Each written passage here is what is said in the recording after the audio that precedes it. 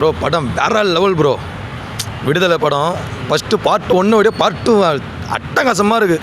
வேறு லெவலில் செதுக்கி வச்சுருக்காரு வெற்றிமாறன். ஓகேங்களா? விஜய் சேதுபதியோட ஆக்டிங்கு ஃபஸ்ட் பார்ட்டோட இதில் இன்னும் வேறு லெவலில் இருக்குது. நெக்ஸ்ட்டு நம்ம சூரி இருக்கார் பாருங்கள்.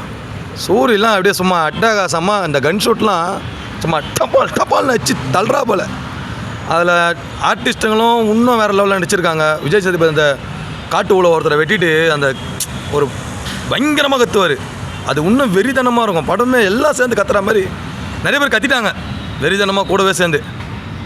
இன்னொன்று ரொம்ப எப்படி சொல்கிறதுங்க, அந்த காட்டில் ரொம்ப ஹார்ட் ஒர்க் ரொம்ப ரொம்ப ரொம்ப ரொம்ப ஹார்ட் ஒர்க் பண்ணியிருக்காங்க எல்லாருமே. எல்லாரோடைய ஆக்டிங்கும் வேறு லெவலு. வாங்க வந்து படத்தை பாருங்கள், நிம்மதியாக பார்த்துட்டு ஹாப்பியாக இருந்துட்டு போயிடுங்க. மியூசிக்லாம் சும்மா இந்த சைடு அந்த சைடு டைன் அச்சு தள்ளுறா போல். ஃபைட் சீனு அந்த ப்ரோ ஃபைட்லாம் சொல்லவே தேவையில்ல ப்ரோ. செதுக்கியிருக்காங்க ப்ரோ.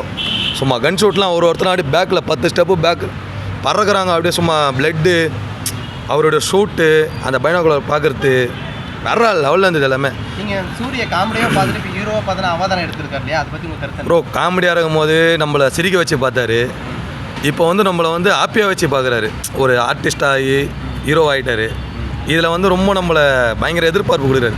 நெக்ஸ்ட்டு அவர் என்ன படம் பண்ணுவாருன்னு வெயிட்டிங்கில் இருக்கிற மாதிரி பண்ணிட்டுருக்காரு. விஜய் சேதுபதி அண்ணா வந்து ஆல்ரெடி அவர் டாப்பு. அவரை பற்றி நம்ம பேச தேவையில்லை. ஏன்னா அவரை பற்றி பேச வேணாம், எல்லாருக்குமே தெரியும் அவர் டாப்புன்னு. அவரோட ஆக்டிங்லாம் தூளுன்ட்டு எல்லாருக்குமே தெரியும். இவர் இப்போ சின்னதாக மேலே வராரு. இவருக்கு நம்ம தான் கொஞ்சம் தூக்கி விடணும். ஓகேங்களா? 500 ரூபா கொடுத்த படம் பார்த்தோம், சாப்பிட்டோம், போனோம், வந்தோன்னு இருக்கக்கூடாது. படத்தை ரசிக்கணும். ரசித்தா மாதிரி ஓப்பனாக உண்மையாக சொல்லிட்டு போகணும்.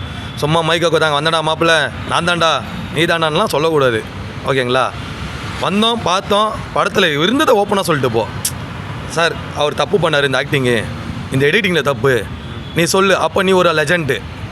ஏன்னா அந்தளவு நுணுக்கமாக நீ வாட்ச் பண்ணியிருக்க படத்தை, நீ பெரிய ஆள் ஆகுவ. அதை பற்றி நீ கருத்து சொன்னா. விடுதலை 2 படத்துக்கு வந்திருந்தோம். ஸோ விடுதலை 1 வந்து ரொம்ப நல்லா இருந்துச்சு இல்லையா? ஸோ அதனால் விடுதலை 2 எப்படி இருக்குன்னு பார்க்குறதுக்காகவே வந்தோம். ஸோ விடுதலை 2 பார்த்தீங்கன்னா விடுதலை 1ல் சூரி வந்து மெயின் ஹீரோவாக நடிச்சிருந்தார். இதில் பார்த்தீங்கன்னா விஜய் சேதுபதி தான் நடிச்சிருக்காரு மெயின் ஹீரோவாகவே.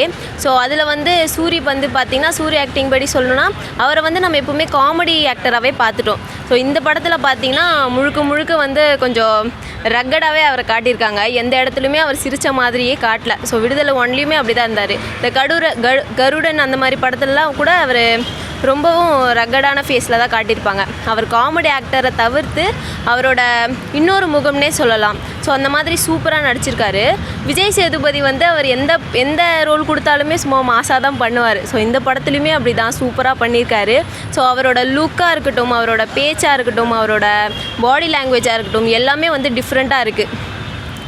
விஜய் சேதுபதி வந்து இதில் கொஞ்சம் ஸ்பெஷலாக காட்டியிருக்காங்க. ஸோ ஏன்னா வந்து அவரோட மக்களுக்காக போராடுற மாதிரி காட்டியிருக்காங்க.